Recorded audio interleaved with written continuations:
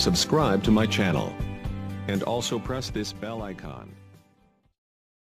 नमस्कार दोस्तों इस समय की सबसे बड़ी और ब्रेकिंग न्यूज़ जो आ रही है वह आ रही है शिक्षा मित्रों के लिए। दोस्तों इस वीडियो में हम आपको 4 बड़ी खबरें बताएंगे शिक्षा मित्रों से संबंधित। तो चलिए बढ़ते हैं सबसे पहली खबर की ओर, जिसका सबसे ज़्यादा शिक्षा मित्रों को इंतज़ार है, सबसे ज़्यादा उम्मीद है, वह है क्रिएटिव पिटीशन को लेकर। तो चलिए क्रिएटिव पिटीशन की खबर बता देते हैं आपको। काफ़ी लंबे समय से जिद्दोजहद के बाद प्रदेश में सभी शिक्षा मित्र समायोजित प्लस असमायोजित का प्रतिनिधित्व करने वाली न्याय की अंतिम सीढ़ी क्रिएटिव पिटीशन जो है वह दाखिल हो चुकी है। आज माननीय सुप्रीम कोर्ट में रजिस्टर्ड हो चुकी है, जिसका क्रिएटिव पिटीशन नंबर 104/2019 है, आज प्राप्त हो गया है। जी हाँ दोस्तों, क्रिएटिव पिटीशन दाखिल हो चुकी है, जिसका डायरी नंबर भी मिल चुका है।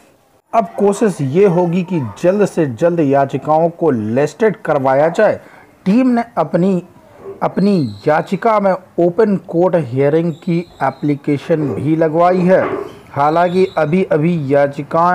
अभी सभी याचिकाएं चैम्बर में ही सुनी जाएंगी, जिसमें सिर्फ जजेस ही याचिकाओं की क्वालिटी पॉइंट को चेक करेंगे। यदि याचिका एक्सेप्ट हुई तो ओपन हियरिंग के लिए लिस्टेड होंगी, जिसकी संभावना मात्र बहुत कम है, क्योंकि जो शिक्षा मित्र हैं वह सभी केस हार चुके हैं। अभी तक जितने भी शिक्षा मित्रों ने केस लड़े हैं वह सभी हार चुके हैं, इसलिए उम्मीद बहुत ही कम है। लेकिन कम ही उम्मीद पर काफ़ी शिक्षा मित्र टिके हुए हैं। टीम ने इस याचिका को अपने निजी खर्चे पर योजित किया है। प्रदेश में सिंगल शिक्षा मित्र से क्रिएटिव के नाम पर कोई भी आर्थिक सहयोग नहीं लिया गया है।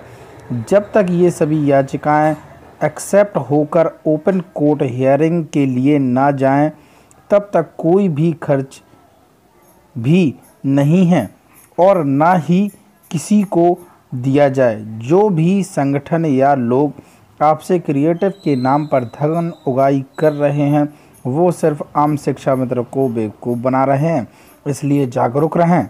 जैसे ही क्रिएटिव पिटीशन हियरिंग की माननीय सुप्रीम कोर्ट में कोई भी गतिविधि होगी, आप सभी को अवगत करा दिया जाएगा। इसलिए तब तक अपने अमूल्य सहयोग को बचा कर रखें और जो लोग बीच में उगाही कर रहे हैं उनसे बिल्कुल सतर्क रहें। दोस्तों अगली खबर जो आ चुकी है उसके बारे में हम पहले भी एक वीडियो बना चुके हैं।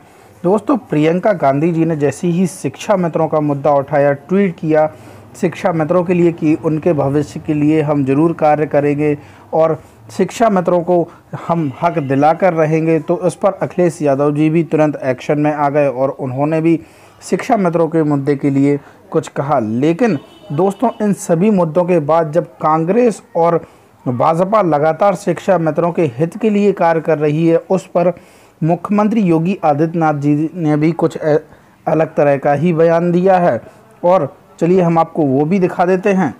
दोस्तों जब मुख्यमंत्री योगी आदित्यनाथ जी ने कुछ ऐसा बयान दिया, यह बयान कब दिया यह बात भी हम आपको बता देते हैं। जब प्रियंका गांधी जी ने ट्वीट करके शिक्षा मित्रों के हित के लिए कुछ कहा, उसके बाद अखिलेश यादव जी ने कहा, तो भाजपा सरकार ने यह बात बिल्कुल साफ साफ सोच ली कि अनुदेशक, शिक्षा मित्र और आंगनबाड़ी ये तीनों मिलकर काफ़ी वोट हो जाते हैं। जिस पर योगी आदित्यनाथ जी ने भी कुछ बयान दिया। उन्होंने कहा कि हमने शिक्षा मित्रों को 3,3500 से बढ़ाकर 10,000 रुपये कर दिया। दोस्तों मुख्यमंत्री योगी आदित्यनाथ जी यह बयान हमेशा ही देते रहते हैं, जबकि उन्होंने ऐसा बयान आज तक नहीं दिया कि शिक्षा मित्रों को 40,000 से लाकर 10,000 पर खड़ा कर दिया, जिसको लेकर शिक्षा मित्र आर्थिक तंगी की मार झेल रहा है और जिसमें अवसाद की हालत में 1100 शिक्षा मित्रों ने जान भी दे दी। यह बिल्कुल भी बोलने के लिए मुख्यमंत्री जी तैयार नहीं हैं और सपा, भाजपा और कांग्रेस पर तुरंत सवाल खड़ा कर दिया और ट्वीट में यह बात साफ साफ कह दी कि जब तक हमारी सत्ता है, जब तक कोई भी शिक्षा मित्रों के लिए कुछ भी नहीं कर सकता है।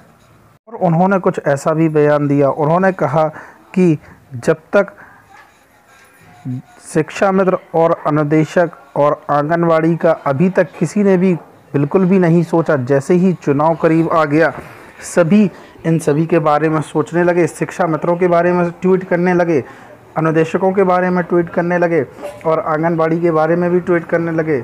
अभी तक किसी ने कोई भी ट्वीट नहीं किया था। जैसे ही चुनाव करीब आ गया तो सभी को शिक्षा मित्र, अनुदेशक और आंगनबाड़ी याद आने लगे।